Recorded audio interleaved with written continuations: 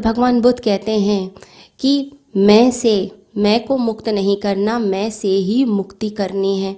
यानी हमें ऐसा लगता है कि मुक्ति में, मोक्ष में हम बच जाएंगे, यानी शरीर समाप्त हो गया, यह प्राण में कोश चला गया, मनोमय कोश चला गया, विज्ञान में कोश चला गया, लेकिन मैं तो बच जाऊंगा, मेरी मुक्ति हो जाएगी। लेकिन मैं से ही मुक्ति करनी पड़ती है। मैं ही बंधन का कारण होता है। मैं के कारण ही आप संसार में बंधे रहते हैं। मैं के कारण ही आप मुक्त नहीं हो पाते हैं। ये बिल्कुल ऐसा है जैसे कि एक वृक्ष मरने के करीब है। अब वृक्ष मरने के करीब है तो क्या कर रहा है, उसने अपने सारे जीवन का जो सार है वो एक बीज के अंदर डाल दिया। अब वो जो बीज है आप डालेंगे तो फिर दोबारा से वृक्ष उत्पन्न हो जाएगा और फिर दोबारा उसमें हजारों बीज आएंगे, फिर दोबारा वृक्ष आएगा। ये साइकिल चलता रहता है। बिल्कुल ऐसे ही हमने क्या किया, जब हम शरीर छोड़ रहे हैं तो हमने अपने जीवन का सारा अनुभव जो है वो एक बीज के अंदर डाल दिया, यानी अपने अहंकार में डाल दिया। अब जो अनुभव होते हैं, जो हमने सोचा, विचारा, कर्म किया, वो सारा उस बीज में आ गया और फिर दोबारा से जन्म मरण की यात्रा शुरू होती है। तो निर्बीज अवस्था में जाना है, यानी कि अपने आप को समाप्त करना है, मैं से ही मुक्ति। उसके बाद लगता है कि हम तो मुक्त हैं ही। फिर प्रश्न आता है कि हम कहाँ पर हैं।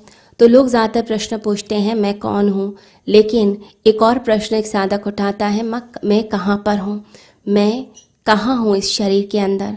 हम अपने आप को यह उत्तर देते हैं कि मैं हृदय क्षेत्र में हूँ, या मैं आज्ञा चक्र की तरफ हूँ, या आप अलग अलग तरह के बौद्धिक तर्क देने की कोशिश करते हैं। लेकिन मैं कहाँ पर हूँ।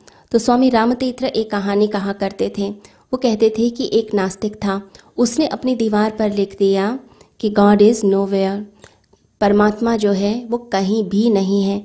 अब उसका एक पुत्र हुआ। अब बच्चा जब बड़ा होने लगा तो छोटे छोटे अक्षर पढ़ने लगा।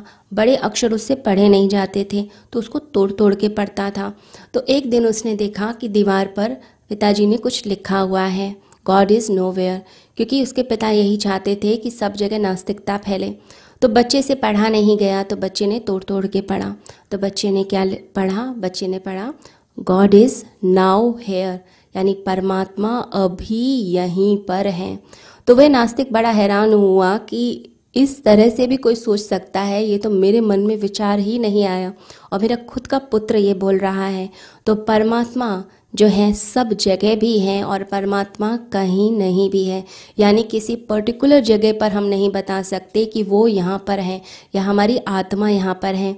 हम उंगली से जब भी इशारा करेंगे तो वो एक जगह का बताएगा, एक स्थान का बताएगा, लेकिन जो आत्म तत्व है वो तो समय और स्थान के भी पार है, यानी कि स्पेस और टाइम के बियॉन्ड है। जो स्पेस और टाइम के पार है, स्थान और समय के पार है, उसे आप कैसे बता सकते हैं कि वो यहाँ पर है। तो अपने स्वभाव में सबसे पहले तो साधक आए और फिर जब उसकी यात्रा आगे बढ़ती चली जाती है तब उसे पता चलता है कि वह परमात्मा का ही अंश है और वह सब जगह मौजूद है। अगर हम अपने आप को इतना परिपक्व कर पाएँ, अपने आप को इतना तैयार कर पाएँ, तो हमारा जीवन फिर सार्थक हो जाता है।